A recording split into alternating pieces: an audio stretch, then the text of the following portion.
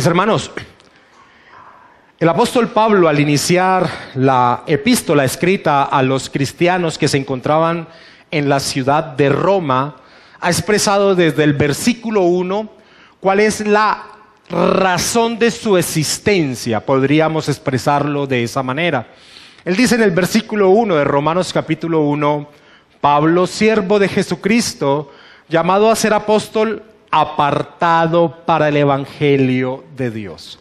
La razón de la existencia de la vida del apóstol Pablo era la predicación del evangelio de Dios, y no solo la predicación, sino también vivir el evangelio de Dios. En los versículos 16 y 17 de Romanos capítulo 1, el apóstol Pablo expone lo que podemos llamar como el tema que va a tratar en la epístola que conocemos como la epístola a los romanos, el tema de la epístola. Y lo que expresa en ello es, desde el versículo 15, que él se enorgullece de predicar el evangelio. Él se enorgullece, y en el versículo 16 vemos que utiliza una figura retórica que se llama litote, que es afirmar algo negando lo contrario a lo que se quiere afirmar. Así que cuando Pablo dice en el versículo 16, porque no me avergüenzo del evangelio, lo que está queriendo decir es que se enorgullece de predicar el evangelio. Y dice el por qué, dice, porque es poder de Dios para salvación a todo aquel que cree, al judío primeramente y también al griego. ¿Por qué? ¿Por qué el evangelio es la manera en que Dios ha provisto la salvación a los hombres? Es una pregunta que podríamos hacerle al apóstol Pablo cuando expresa eso en el versículo 16. Y en el versículo 17 expone entonces el por qué el evangelio es el poder de Dios para salvación. Y lo que dice en el versículo 17 es que en el evangelio se revela la justicia de Dios. El evangelio es poder de Dios para salvación, porque el evangelio manifiesta, expone, da a conocer la justicia de Dios. Dice el versículo 17, porque en el evangelio la justicia de Dios se revela por fe y para fe, como está escrito, mas el justo por la fe vivirá. El evangelio es el poder de Dios para salvación, y Pablo se enorgullece en exponerlo, porque en el evangelio se manifiesta la manera, la forma en que Dios ha provisto de que el hombre pueda ser salvo. El evangelio es la persona del Señor Jesucristo. Ese es el tema que va a tratar el apóstol Pablo en toda la epístola a los romanos. El evangelio de Dios, la justicia de Dios, la justificación por la fe, la persona y obra del Señor Jesucristo.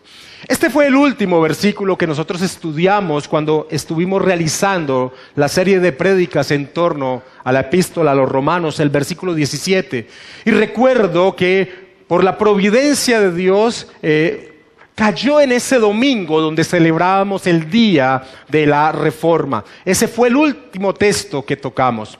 Ahora, a partir de aquí, a partir del versículo 18 en adelante, se entra en una sección de la epístola que es muy importante. Pablo en el versículo 17 ha dicho que el tema, o ha expuesto que el evangelio es la justicia de Dios. Y podemos darle, como he dicho, podemos decir que este es el tema de la epístola. Pero desde el versículo 18 hasta el capítulo 3, versículo 20, es como si el apóstol Pablo hiciera un paréntesis en torno a ese que es el tema de la epístola, el evangelio de Dios, la justicia de Dios. Pero desde el versículo 18 hasta el capítulo 3, versículo 20, el apóstol Pablo es como si hiciese un paréntesis antes de seguir tratando ese que es el tema principal de la epístola. Miremos esto, miremos el versículo 17 una vez. Dice, porque en el evangelio la justicia de Dios se revela por fe y para fe, como está escrito, mas el justo por la fe vivirá. Ahora, si miras el capítulo 3, por favor, versículo 21, él en ese momento, en el desarrollo de la epístola, va a retomar otra vez esto que ha expuesto en el versículo 17. Dice, pero ahora, aparte de la ley, se ha manifestado la justicia de Dios, testificada por la ley y por los profetas, y va a continuar entonces con la exposición de la justificación por la fe, la justicia de Dios, la manera en que Dios ha provisto que el hombre sea salvo, sea aprobado delante de su presencia. Ahora, ¿qué hay, mis hermanos, en ese, digámoslo así, paréntesis que nos encontramos desde el capítulo 1, versículo 17, hasta el capítulo 3, versículo 20?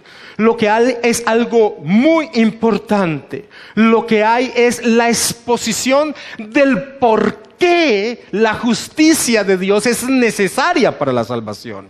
Eso es lo que encontramos en ese paréntesis, si pudiéramos llamarlo así, que va desde el capítulo 1, versículo 18, hasta el capítulo 3, versículo 20. ¿Por qué? ¿Por qué es tan imperioso la predicación del Evangelio? ¿Por qué el apóstol Pablo dice en el versículo 15 del capítulo 1 que él está presto, él está pronto a ir a anunciarles el Evangelio a todas las personas que se encuentran en la ciudad de Roma? ¿Por qué es tan importante la predicación del Evangelio? Eso es lo que el apóstol Pablo va a exponer desde el versículo 1, versículo 18, desde el capítulo 1, versículo 18 hasta el capítulo 3, versículo 20.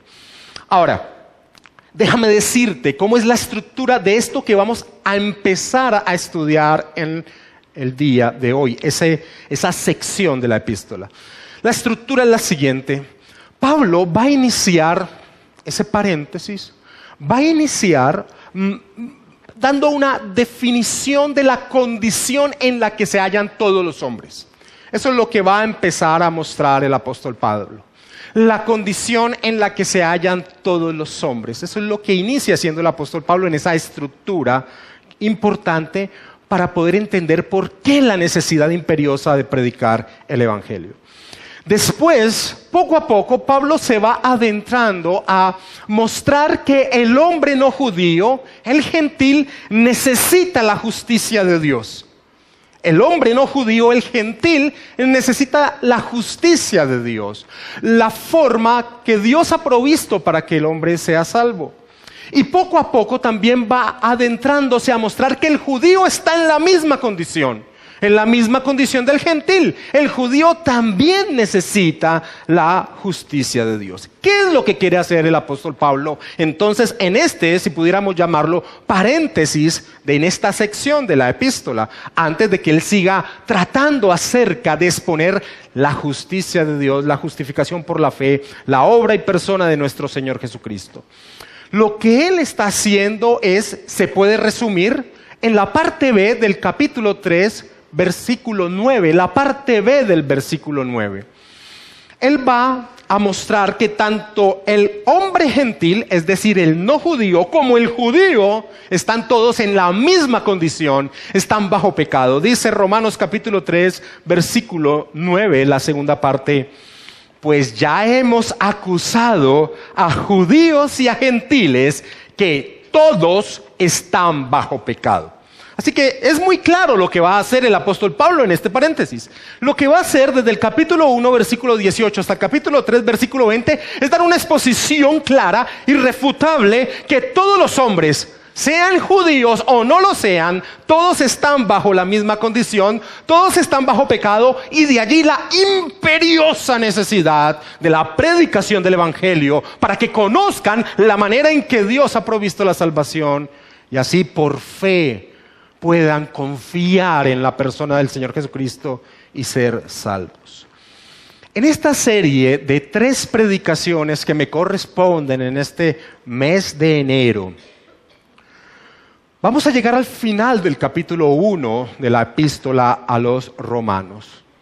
Y cuando finalicemos, hacia el último domingo de este mes, tenemos que tener en cuenta la visita del pastor Julio César Benítez, hacia el último domingo de este mes y que estemos finalizando el capítulo 1 de Romanos, vamos a ver cómo el apóstol Pablo ha mostrado claramente que el hombre gentil, el no judío, está bajo la ira de Dios y que necesita imperiosamente confiar en la persona del Señor Jesucristo para ser salvo, vamos a ver las consecuencias de la condición en las que se halla, que son tremendas. Leamos por favor una vez más Romanos capítulo 1, versículo 15 hasta el versículo 17. Así que en cuanto a mí, dice el apóstol Pablo, presto estoy a anunciaros el evangelio, también a vosotros que estáis en Roma, porque no me avergüenzo del evangelio, porque es poder de Dios para salvación a todo aquel que cree, al judío primeramente y también al griego, al gentil. Porque en el evangelio la justicia de Dios se revela por fe y para fe, como está escrito, mas el justo por la fe vivirá. Mas el justo por la fe vivirá. ¿Por qué es tan imperiosa la predicación del evangelio? ¿Por qué no hay otra manera en que el hombre pueda hallarse delante de la presencia de Dios y ser aprobado por Dios? ¿Por qué solo depende de que deposite su fe en la predicación del evangelio, en la persona del Señor Jesucristo? Pablo da esa respuesta en el versículo 18. Miren que el versículo 18 inicia con un ¿por qué nuevamente? Ahora, que inicie con un por qué nuevamente, él ha venido tratándose unos por qué, que inicie el versículo 18 con un por qué nuevamente, es porque lo que va a hablar en el versículo 18, que podemos decir es una exposición de la condición de todos los hombres, lo que va a hablar en el versículo 18 está conectado con lo que él ha dicho desde el versículo 15 hasta el versículo 17. Es decir, desde el versículo 15 al 17 el apóstol Pablo ha magnificado el evangelio de Dios, ha dicho la necesidad que tiene de predicarlo, ha expuesto que la única manera es el poder de Dios para salvación. Y en el versículo 18, al iniciar con el por qué, relaciona lo que va a exponer con lo que con lo que él ha dicho acerca del evangelio. El evangelio de nuestro Señor Jesucristo tiene que ver con la solución a una catástrofe para el hombre, la ira de Dios sobre él. El evangelio de nuestro Señor Jesucristo tiene que ver con una catástrofe para el hombre, una catástrofe para el hombre de la cual no es consciente, la ira de Dios sobre él. Para entender que el evangelio es precisamente eso, evangelio, es decir, buenas noticias, el hombre debe conocer la miserable, aterradora, devastadora condición en la que se halla. Nadie, mis hermanos. Yo a veces miro los perfiles de Facebook de ustedes y veo a veces las controversias que tienen con amigos de ustedes y aún con familiares de ustedes, y veo el rechazo que hay a muchas veces las exposiciones que ustedes hacen de la necesidad de Cristo. No me sorprende, y ustedes no se sorprendan, porque el hombre no es consciente de su condición, y si no es consciente de su condición, Cristo pasa a un muy segundo plano. Si yo no soy consciente de la devastadora, miserable, aterradora condición en la que me hallo sin Él, sin Cristo, sin el evangelio, sin la justicia de Dios, el evangelio realmente nunca serán eso, buenas noticias, será un tipo de noticia más. Pero no, las buenas noticias imperiosas de aferrarse a ella, porque el hombre en su condición natural no percibe el estado en que se halla en torno a Dios. No es consciente. No es consciente de su condición. El pecado es tan poderoso en el ser del hombre que aún ciega la posibilidad de ver la condición miserable en la que se halla. En el último estudio que hicimos el mes pasado los días miércoles de la epístola a los Efesios, vimos cómo el apóstol Pablo relaciona la vida del no creyente como aquel hombre dominado por el vino, como el alcohólico. Ahora, veíamos cómo los proverbios muestran a ese hombre dominado por el vino, que aún de recibir los golpes, los acetones, los sopetones, las situaciones que trae ese tipo de vida dirigida por el alcohol, dice que se levantará y seguirá tras eso. Es una inconsciencia, y en ese sentido lo relaciona a la inconsciencia que tiene el hombre de poder percibir su condición. Ahora, ¿por qué es importante todo esto? Porque cuando uno nota que el apóstol Pablo inicia la epístola donde trata de manera maravillosa lo que es el Evangelio, la justificación de Dios, la justificación por la fe, la obra de Cristo Jesús, el apóstol Pablo inicia mostrando la condición del hombre. Porque el Evangelio nunca será eso, buenas noticias, si el hombre no es consciente de su condición. Ahora todos sabemos que el mismo Señor Jesucristo enseñó que es el Espíritu Santo quien nos convence de nuestra condición, pero a través de la exposición de la bendita palabra. Ahora, al ver eso, al ver la manera en que Pablo va a exponer el Evangelio, y al ver la manera en que él no entra a hablar de la obra de Cristo sin primero mostrar la condición del hombre, vemos lo alejado que están las iglesias al día de hoy al exponer lo que es el Evangelio de Dios. El apóstol Pablo no empieza su carta exponiendo las situaciones particulares de las personas. Él no les dice: hermanos que están en la ciudad de Roma, quiero ir a predicar el Evangelio porque he tenido una experiencia tan bonita con Dios y quiero hablarles al respecto para que ustedes puedan experimentar lo mismo. El apóstol Pablo no colocaba un eslogan donde iba a predicar diciendo: es posible ser feliz, tu familia puede ser feliz, sé libre de todos tus problemas de salud, sé libre de tu condición económica. Hoy hay noche de milagros. Pablo nunca se enfocó en ese sentido en torno al Evangelio, porque Pablo no estaba centrado, escúchame, Pablo no estaba centrado, el Evangelio de Dios no está centrado en la temporalidad del hombre. Y esto es importante, y esto es muy importante a personas que asisten a las iglesias. Si tú vienes buscando una resolución a tu problema familiar, este no es el sitio. Si tú vienes buscando un problema a tu situación económica, este no es el sitio. Si tú vienes buscando a que Dios haga un milagro porque tienes una enfermedad terminal, este no es el sitio. Porque el Evangelio se enfoca no en el problema temporal del hombre, sino en el problema eterno del hombre. El quebrantamiento de su relación con Dios. Está muerto espiritualmente, y lo más terrible, no es consciente de ello.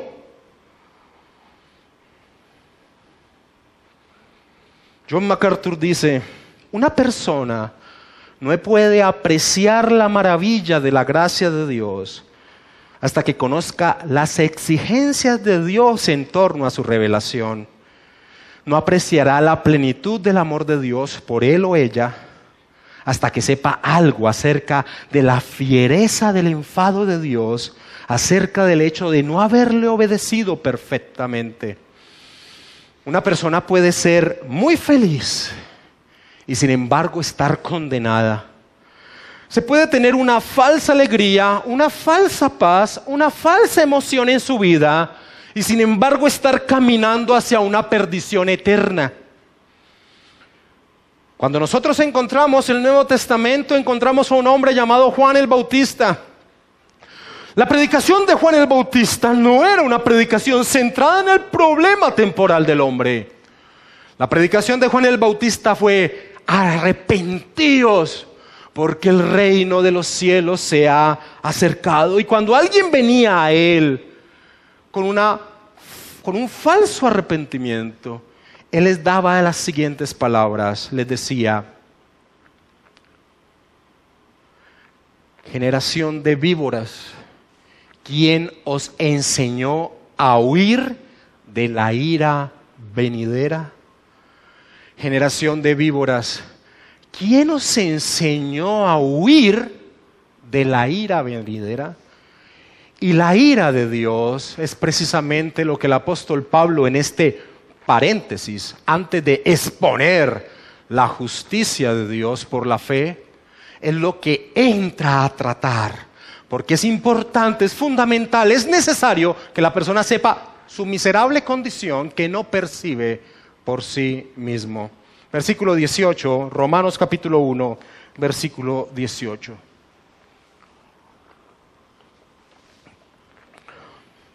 Porque la ira de Dios se revela desde el cielo contra toda impiedad e injusticia de los hombres que detienen con injusticia la verdad. La ira de Dios, asusta solo la frase, la ira de Dios.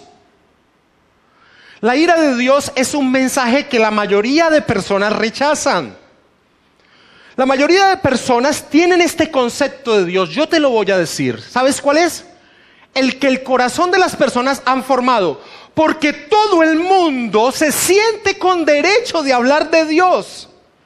Todo el mundo tiene una definición de Dios que ha surgido de su corazón. Dios es esto, Dios es aquello, Dios tiene que ser así.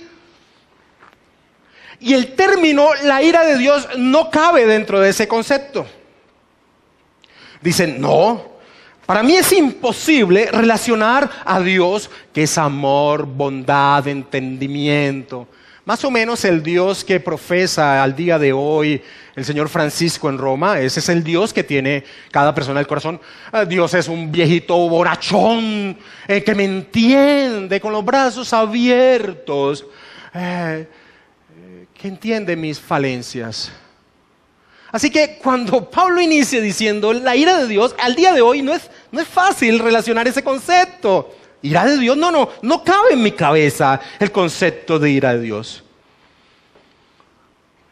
Y no la relacionan porque cometen dos errores básicamente. El primero es que relacionan la ira de Dios con la ira humana. Ese es el primer problema que hay.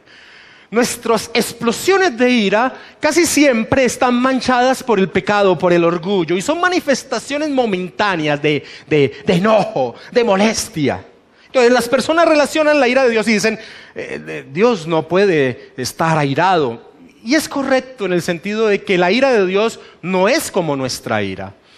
John Stott dice lo siguiente: la ira humana es básicamente injusta. Es una emoción irracional e incontrolable que tiene mucho de vanidad, de animosidad, malicia y deseo de venganza. La ira de Dios está absolutamente libre de semejantes ingredientes venenosos. Así que ese es el primer error.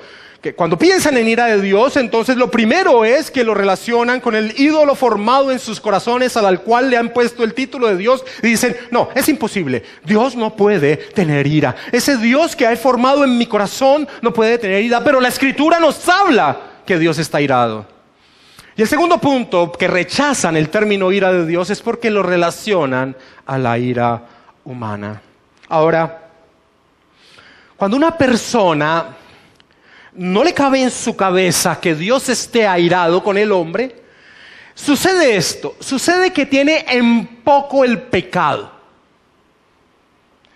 y lo que éste significa en torno a Dios. El pecado es una agresión a Dios. Si se pudiese agredir a Dios, sería una buena definición decir que el pecado es una agresión a Dios. Thomas Watson, puritano, decía, no sorprende que Dios aborrezca el pecado, pues este es totalmente distinto a él. Es algo que atenta contra su ser, contra su santidad. Dios es santo, santo, santo, y el pecado es un escupitajo a su ser, es un menosprecio a él. John Murray dice, la ira de Dios es la repugnancia santa del ser mismo de Dios en contra de aquello que es una contradicción de su santidad. Wayne Grudem dice, la ira de Dios quiere decir que Él detesta intensamente todo pecado. La Escritura nos enseña que Dios es muy limpio de ojos para ver el mal. Así que la ira de Dios es un concepto necesario, bíblico, para saber cómo es Dios. Y al contrario del pensamiento de los hombres que no pueden ver la relación de la ira de Dios con el amor de Dios, la ira de Dios es una manifestación de su amor. Si Dios no estuviese airado con el pecado, no sería Dios. Si Dios no tuviera enojo e ira justos, entonces no sería Dios, con la misma seguridad con que no sería Dios sin su amor lleno de gracia. Él aborrece con perfección en la misma medida que ama con perfección, amando perfectamente la justicia y aborreciendo perfectamente la maldad. El exégeta bíblico Canfield dice: Dios no sería el Dios verdaderamente amoroso que en realidad es, si no reaccionara ante nuestra maldad con ira. Su ira no es algo que sea inconsecuente con su amor, por el contrario, es expresión de su amor. Lo opuesto a la ira no es el amor. Lo opuesto a la ira es neutralidad ante el conflicto moral. Y Dios no es neutral. Por el contrario, su ira santa, su ira es una santa hostilidad hacia el mal. Su negativa a condonarlo, a acomodarse a él, es su justo juicio sobre el mal, dice un exégeta bíblico. Así que es una tragedia, mis hermanos, que al día de hoy las iglesias no prediquen acerca de la condición en la que se halla el hombre, que como dice el apóstol Pablo en Efesios capítulo 2, es un hijo de ira. Su condición natural está bajo la ira de Dios. Que la iglesia no predique hoy acerca de la ira de Dios es una tragedia, es una acción malévola. Porque muchas personas creen que están caminando de la mano de Dios, que están agradando a Dios, que se levantan y Dios está con ellos, que se acuestan y Dios está con ellos, cuando la realidad es otra, totalmente diferente. Están caminando hacia un momento definitivo de su existencia, donde recibirán el justo pago por su vida. Comenta MacArthur que al revisar unos salterios antiguos, unos himnos antiguos de la iglesia, se sorprendía al ver la cantidad de himnos que hablan acerca de la ira de Dios. ¿Cuántos himnos cantamos nosotros que se enfoquen en torno a la ira de Dios? Eso muestra peligrosamente el estado a que la iglesia ha llegado al día de hoy. Las canciones cristianas al día de hoy son unas canciones de una relación sentimental con Dios. Pero qué extraño es encontrar una expresión de himno de alabanza en torno a la ira de Dios sobre el hombre. ¿Sabes cuál fue el único salmo, la única canción que encontramos dentro de las escrituras que compuso Moisés? Es el Salmo 90. Ahora yo quiero que me acompañes un momento al único salmo escrito por Moisés. Salmo 90, versículos 7 al 9. Mira lo que expresa Moisés en ese canto. Moisés dice: porque con tu furor somos consumidos y con tu ira somos turbados. Pusiste nuestras maldades delante de ti, nuestros yerros a la luz de tu rostro. Porque todos nuestros días declinan a causa de tu ira. Acabamos nuestros años como un pensamiento. Las personas caminan y no son conscientes de que Dios está airado con la humanidad, consigo mismo, si no está en Cristo. Pero lloran amargamente cuando están en medio de un funeral, cuando se les ha diagnosticado que su vida no traspasará muchos meses. El hombre convive con la ira de Dios e inocentemente y torpemente camina su vida. Por eso Moisés en este salmo pide en el versículo 12 algo muy importante. Enséñanos, pide Moisés a Dios, enséñanos de tal modo a contar nuestros días que traigamos al corazón sabiduría. Quiéralo o no aceptar el hombre, la ira de Dios se revela desde el cielo, y así lo expone el apóstol Pablo. Versículo 18 de Romanos 1, porque la ira de Dios se revela desde el cielo. El apóstol Pablo aquí, en esa exposición de que se revela desde el cielo, hace algo muy interesante. Utiliza la misma palabra que ha utilizado en el versículo 17 para decir que en el Evangelio de Dios se revela la justicia de Dios. Ahora dice que la ira de Dios se revela desde el cielo. ¿En qué sentido es revelada la ira de Dios desde el cielo? Quiero expresar 3 aspectos o conceptos todos verdaderos en torno a cómo la justicia de Dios es revelada desde el cielo. El primero de ellos toma el hecho precisamente de esta composición gramatical que hace el apóstol Pablo. Es decir, relacionan la exposición del Evangelio de Dios, la manifestación del Evangelio de Dios, la develación del Evangelio de Dios, la justicia de Dios, y la relacionan con la ira de Dios, mostrando algo muy cierto, que fue con lo que inicié al inicio de esta enseñanza, perdón la redundancia, que no se puede apreciar el Evangelio de Dios sin conocer la condición del hombre, que Dios está airado con él. Son partes, las dos verdades. La forma en que Dios ha provisto para que el hombre sea salvo no tiene significado si no conocemos la condición en la que se halla el hombre. La ira de Dios es parte de la proclamación del Evangelio de Dios. Cuando tú te acercas a alguien y dices que lo vas a evangelizar y tú arrancas diciendo, Dios te ama, tú no estás haciendo nada. Ese es un concepto que cada persona tiene en su corazón erróneamente. Dios me ama. Claro, lo que tú me estás diciendo no es nada nuevo para mí.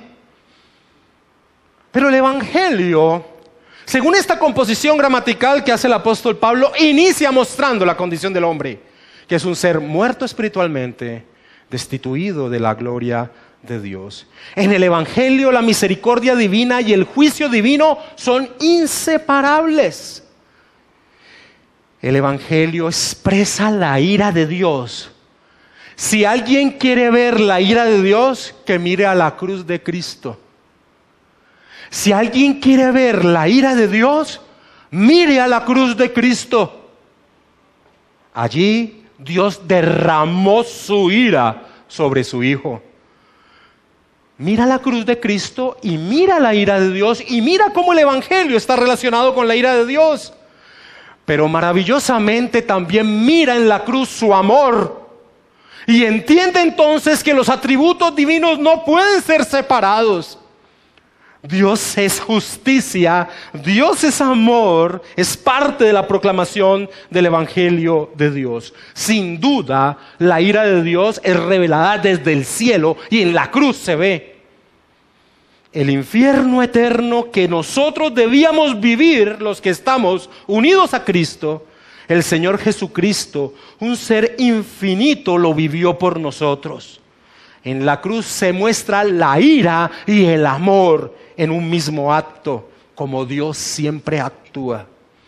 Así que esa es una primera manera de entender de qué manera la ira de Dios se revela desde el cielo. Ahora, hay una segunda manera, y es en torno a lo que encontramos continuamente en las Escrituras, y es la advertencia, mis hermanos, de que aquel día llegará.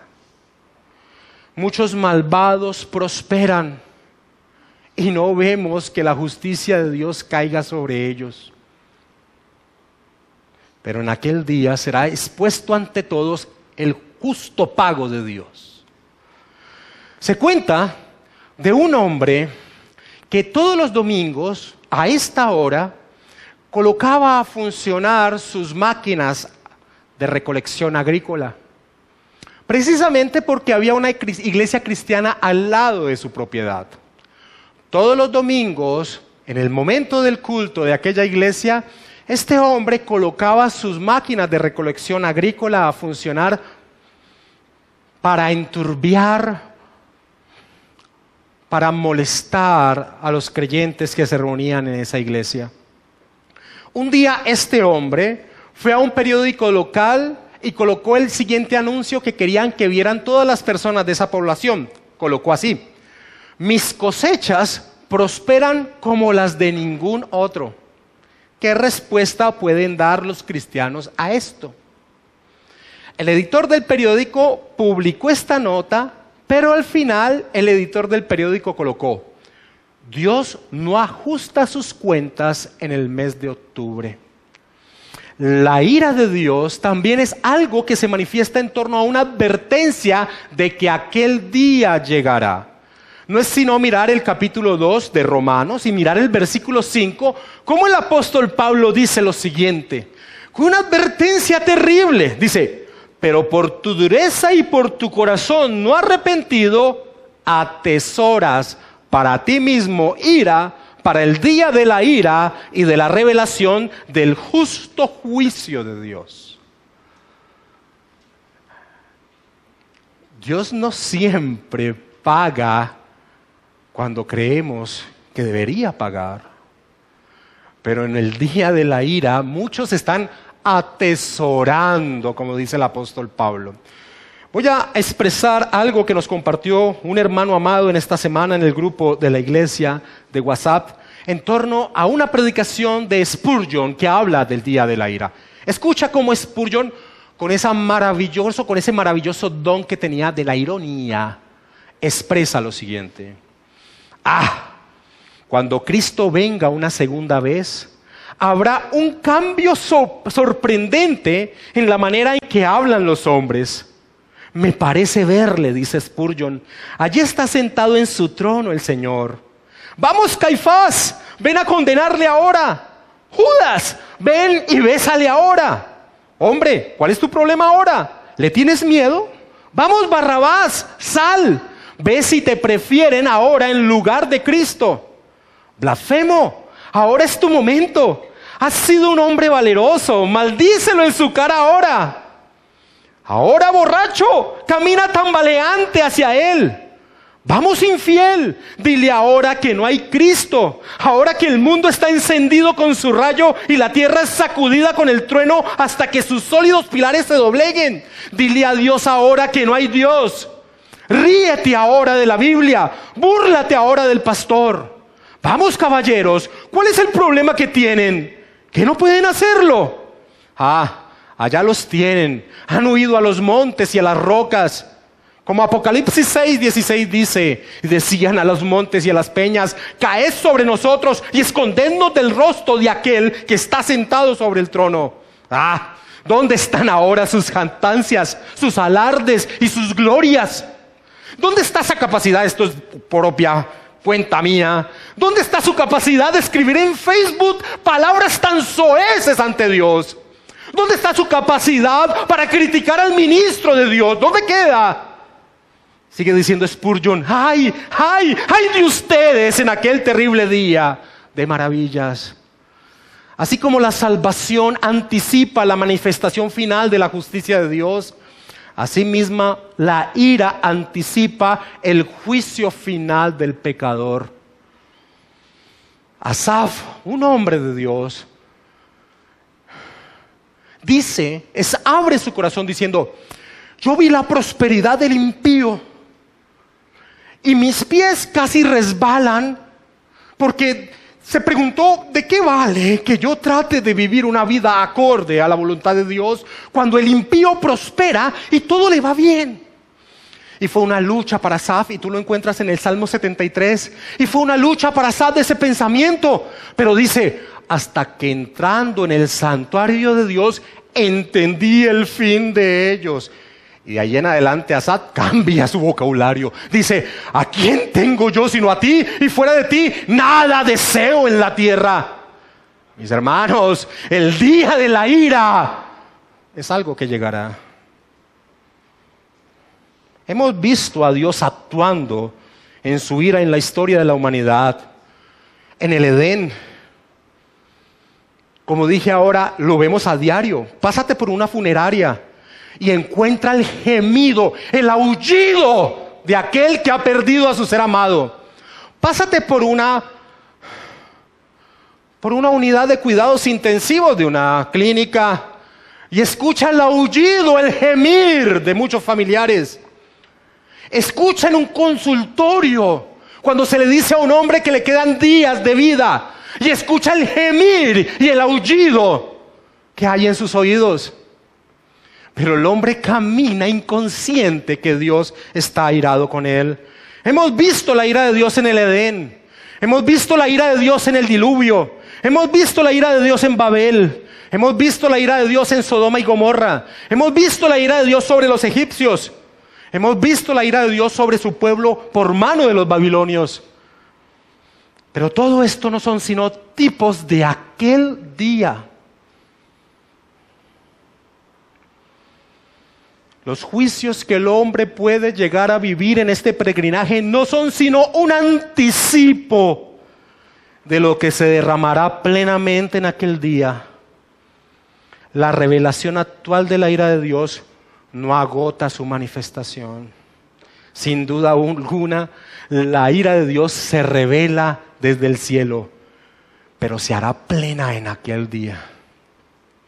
Ahora hay un tercer aspecto, y creo que este es en el cual el apóstol Pablo se enfoca en torno al contexto que viene hablando. De este tema que voy a pronunciar ahora es lo que tratará la última enseñanza de este mes, el último domingo. Y es que la ira de Dios se manifiesta desde el cielo, escúchame bien, entregando al hombre a su pecado, soltándolo. La ira de Dios se manifiesta en el cielo, no reteniendo el pecado del hombre, sino soltando al hombre para que se siga pudriendo en su pecado. A veces las personas se preguntan, y esto lo voy a repetir en el último domingo, este mundo parece que no estuviera controlado por Dios. Mis hermanos, cuando una sociedad se corrompe cada vez más, es que Dios se ha retirado de esa sociedad, dando el justo pago de su rechazo. Pero de esto trataremos en la última enseñanza de esta serie de 3 predicaciones. La ira de Dios se revela delante de nuestros ojos.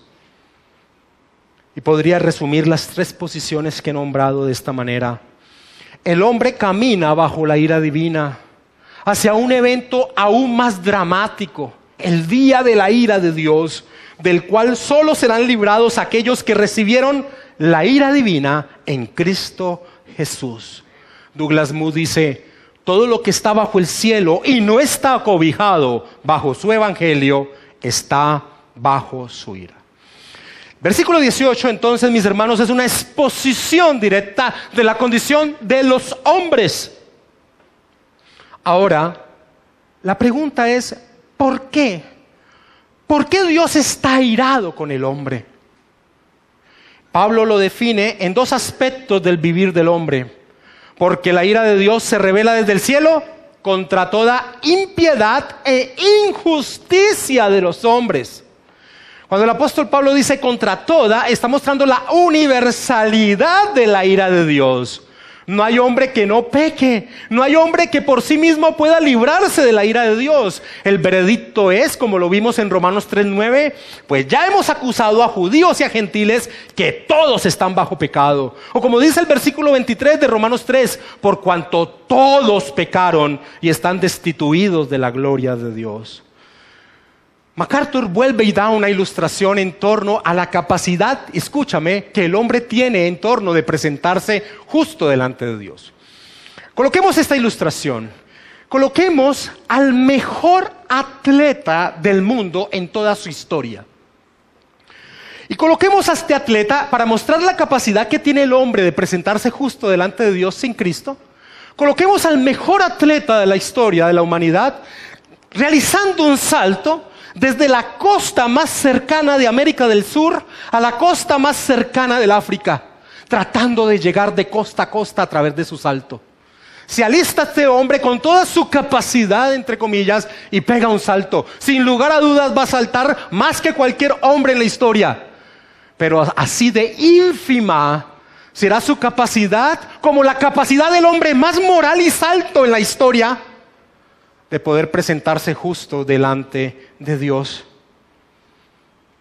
La impiedad e injusticia, esas dos palabras son muy importantes porque, escúchame, describen la vida del hombre, incluyéndote a ti.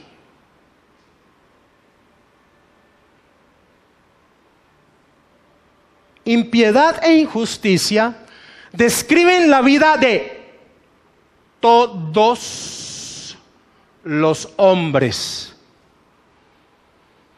Y sobre esa forma de vida la ira de Dios se manifiesta. Impiedad significa no tener presente la existencia de Dios, lo cual se hace latente en injusticia.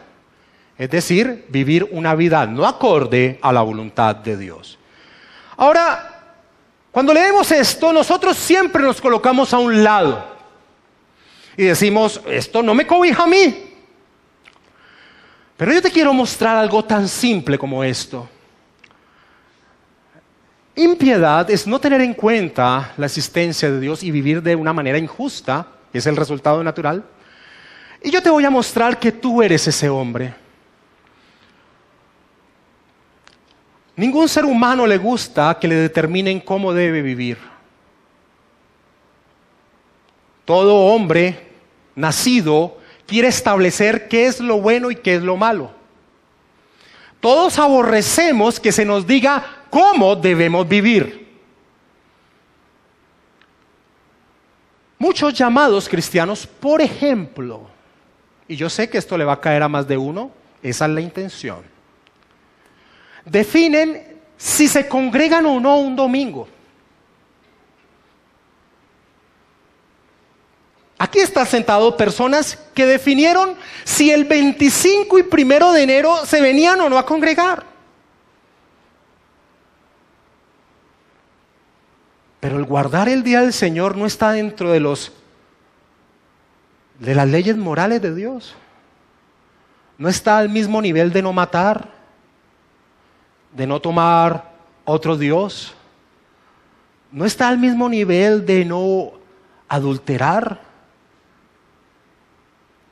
Pero no importa. Y solo es un ejemplo. Todos los hombres, todos, somos impíos. Y Dios está irado sobre esa forma de vida del hombre. David, en el Salmo 14 y 53, expone lo siguiente. Acompáñame a ellos. Al 14. 14 y 53 son salmos gemelos. Acompáñame al 14. ¿Por qué el Señor habrá querido que queden repetidos dos salmos dentro de su palabra? Con el mismo tema, con las mismas palabras. Dice David, dice el necio en su corazón, no hay Dios. Ahora, cuando alguien vive como si Dios no existiera, es decir, de una forma impía, lo que sigue es lo natural que siga. Se han corrompido, hacen obras abominables, no hay quien haga el bien. Jehová miró desde los cielos sobre los hijos de los hombres para ver si había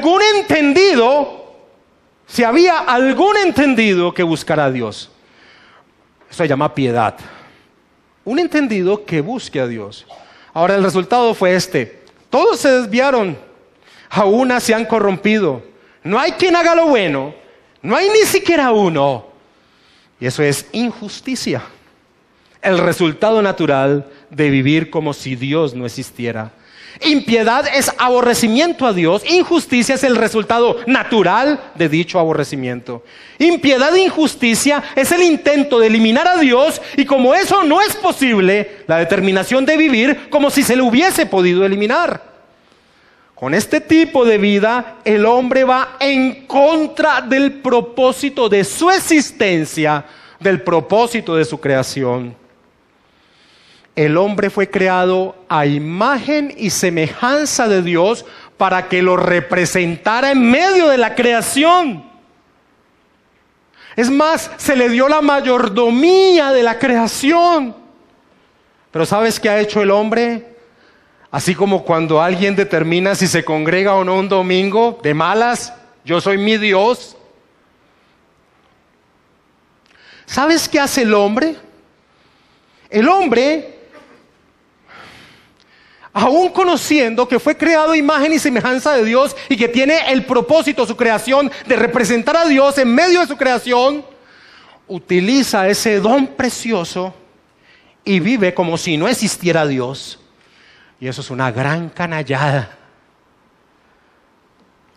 Eso es una gran canallada.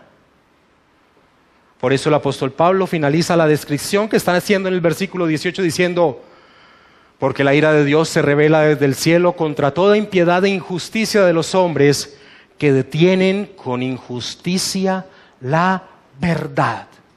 La verdad, como John Piper la describe de esta manera: así que esta es la verdad. Esta es la verdad que el hombre detiene. Dios existe. Dios es eterno e infinitamente poderoso. Dios es el dador de cada buena dádiva y por tanto nuestra razón de ser, nuestro deber principal, el propósito por el cual fuimos creados y el mandamiento escrito en cada corazón es mostrar cada día la gloria de ese gran Dios, cada hora mientras vivamos en el regocijo por su bondad con nosotros. Pero el hombre vive como quiere.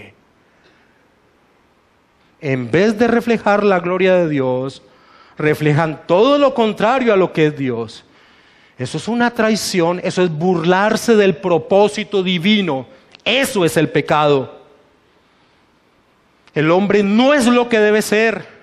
Y cuando la conciencia la acusa, la acalla. John Stott dice: no es solo que hacen mal, a pesar de que saben lo que tienen que hacer.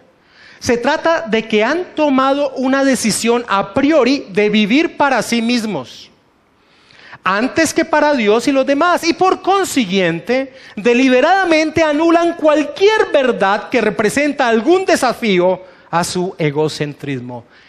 ¡Qué gran tragedia es nuestro ser! Mis hermanos, sin duda, la justicia de Dios es el único medio para poder ser salvos. Pues la justicia provista por Dios en Jesucristo, Jesús vivió de una manera perfecta delante de Dios. Vivió glorificando a Dios, vivió revelando a los demás quién es Dios y murió por aquellos que viven en contra del propósito de su creación.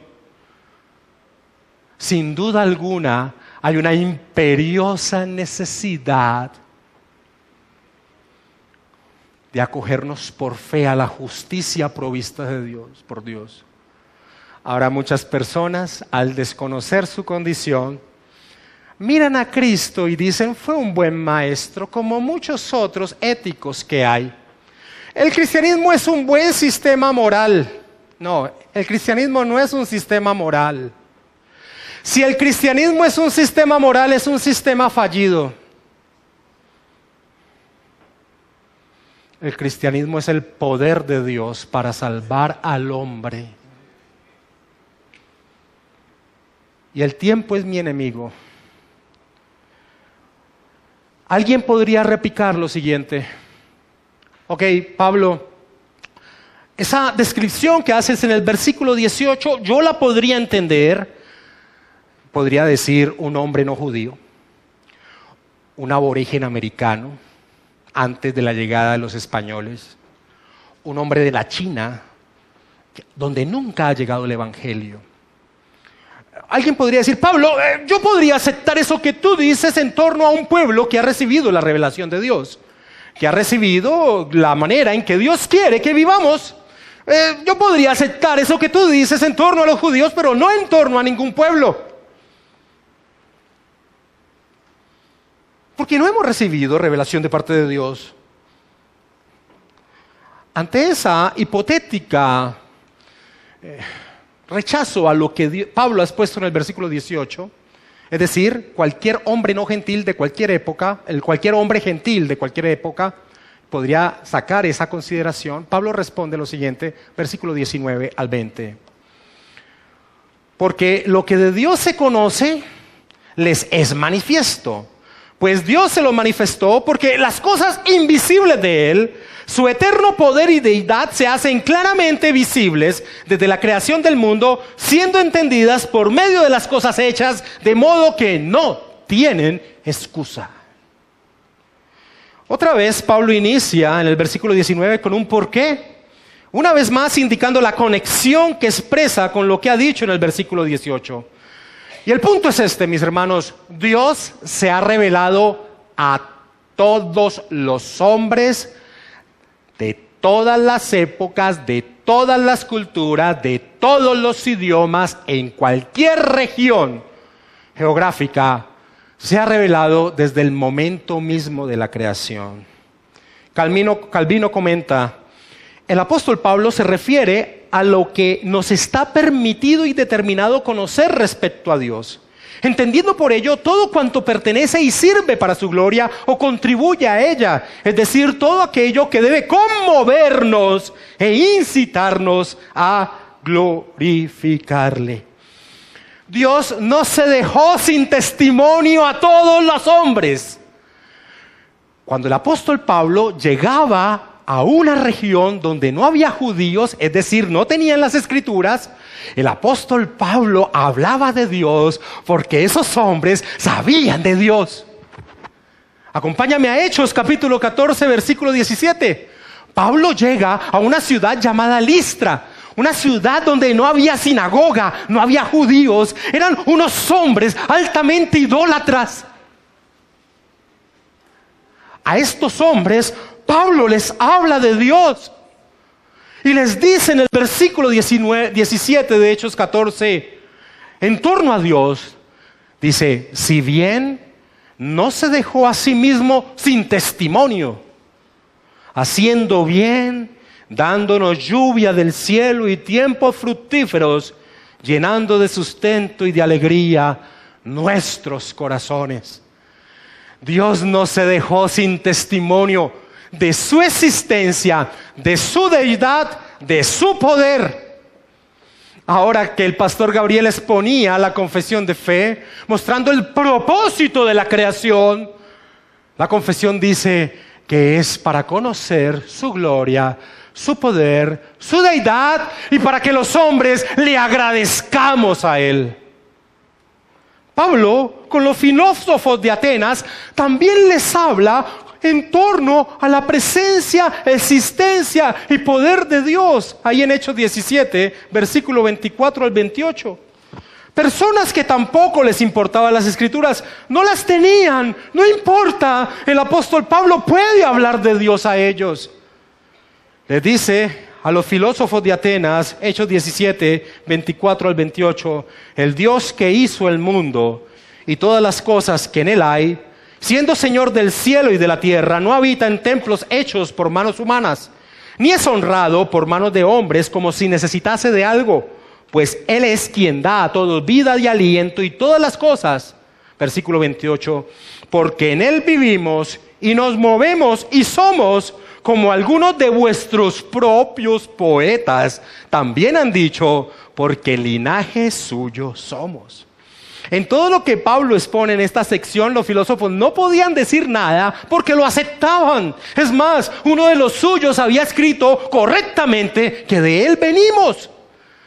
Porque las cosas invisibles de Él, su eterno poder y deidad, dice el apóstol Pablo, se hacen claramente visibles desde la creación del mundo.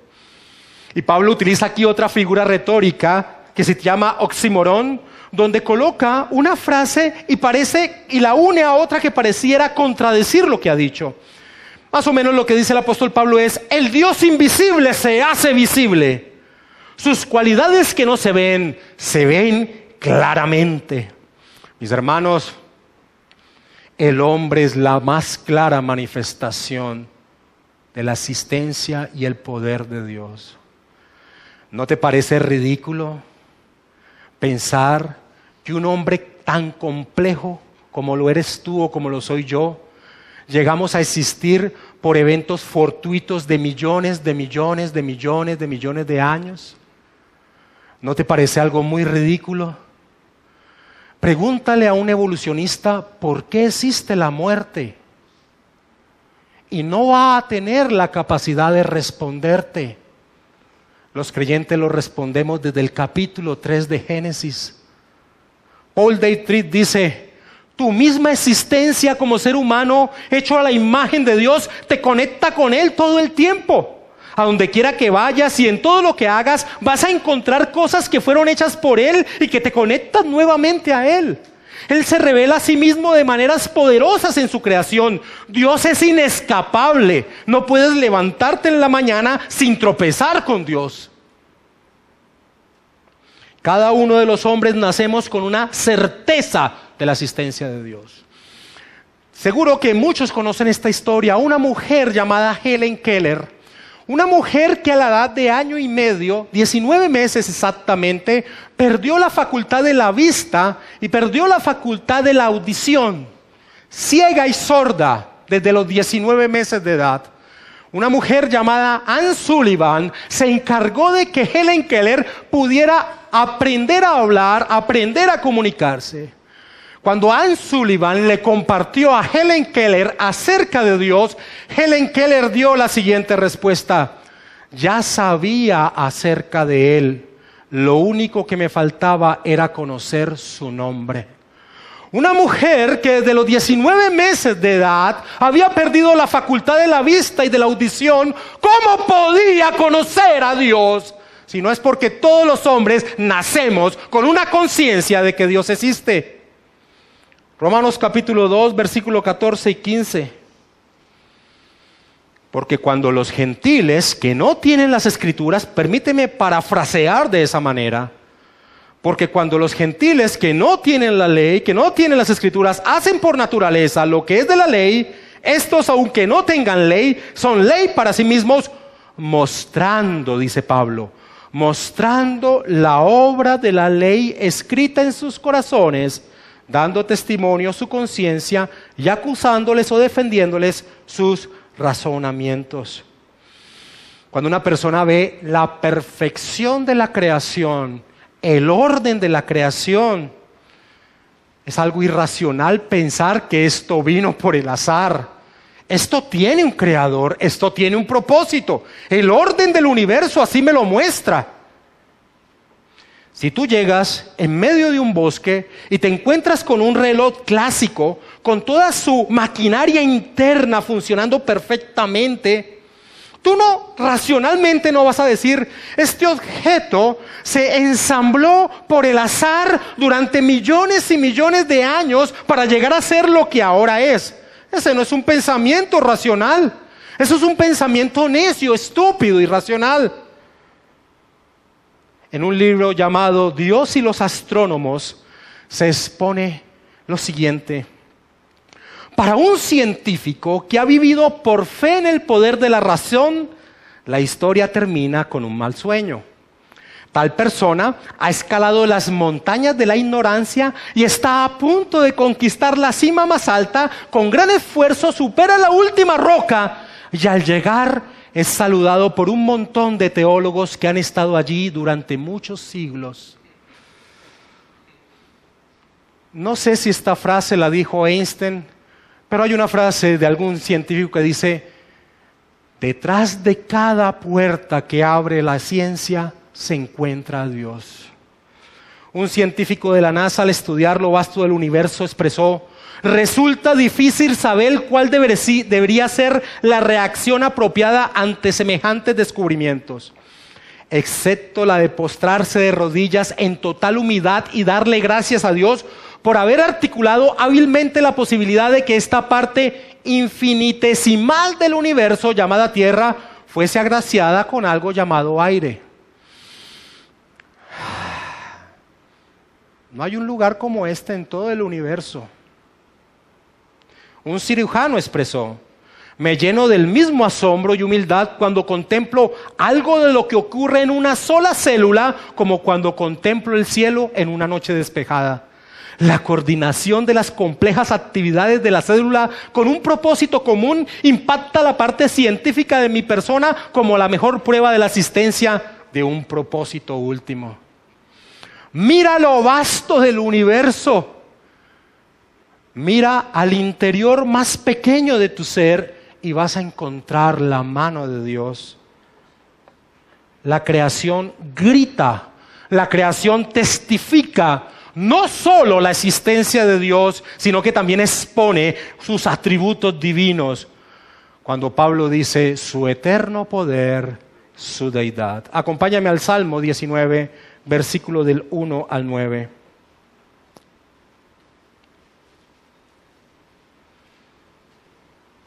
Los cielos cuentan la gloria de Dios. El firmamento anuncia las obras de sus manos. Un día emite palabra a otro día y una noche a otra noche declara sabiduría. No hay lenguaje, ni palabras, ni es oída su voz. Por toda la tierra salió su voz y hasta el extremo del mundo sus palabras. En ellos puso tabernáculo para el sol y este como esposo que sale de su tálamo se alegra cual gigante para recorrer el camino. De un extremo de los cielos es su salida y su curso hasta el extremo, hasta el término de ellos, y nada hay que se esconda de su calor.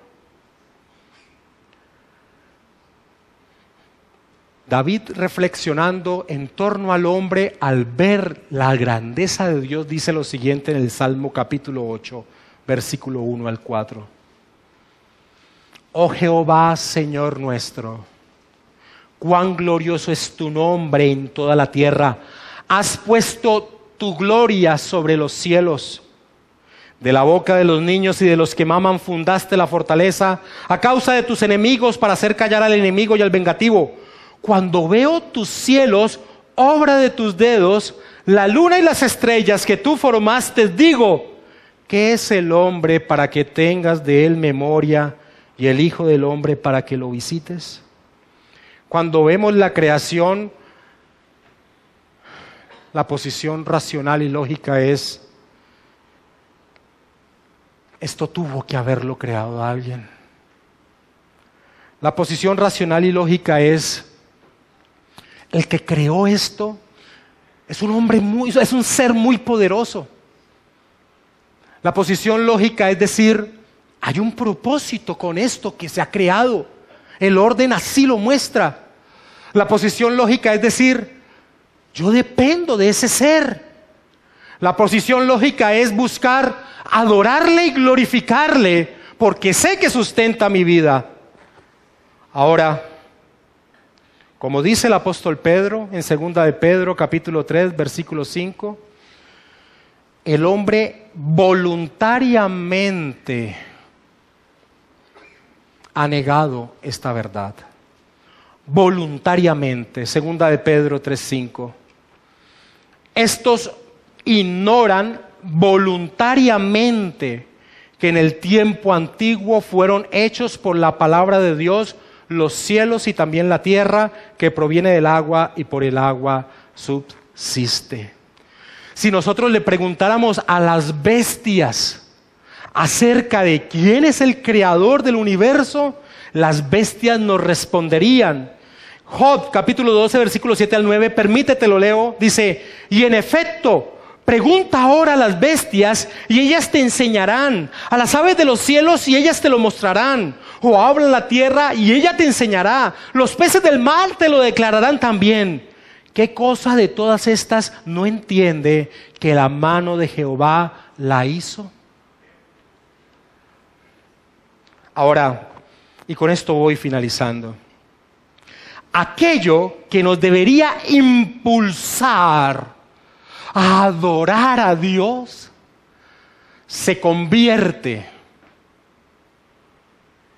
en la acusación al hombre de no vivir como debería vivir. Por eso el apóstol Pablo finaliza el versículo 20 de la siguiente manera: de modo que no tienen excusa. Ante la pregunta hipotética de que un gentil le dijera a Pablo lo que dijiste en el versículo 18 en torno a la ira de Dios, podría aceptarlo en torno a un judío que ha recibido la revelación de Dios, pero no en torno a los pueblos gentiles de todos los tiempos, de todas las razas, de todas las naciones que nunca fueron expuestos a la palabra de Dios. El apóstol Pablo responde negando tal afirmación y mostrando que el hombre sí ha tenido una revelación de Dios. Pero como veremos el próximo domingo, ha tomado esa revelación de Dios y la ha convertido en algo totalmente contrario a lo cual debería haberlo llevado. Es inexcusable el hombre. Mis hermanos, si queremos entender el evangelio que predica el apóstol Pablo, si queremos entender la urgencia de predicarlo, si queremos entender lo que significa el Señor Jesucristo, tenemos primero que entender la condición en la que se hallan todos los hombres culpables de detener la verdad de Dios, de hacer lo que deberían hacer con sus vidas, culpable de vivir vías impías y vías injustas.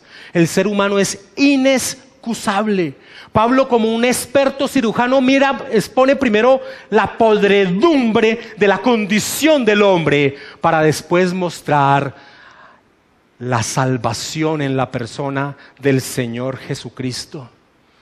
Ningún hombre atesorará a Cristo si no es consciente de su miserable condición.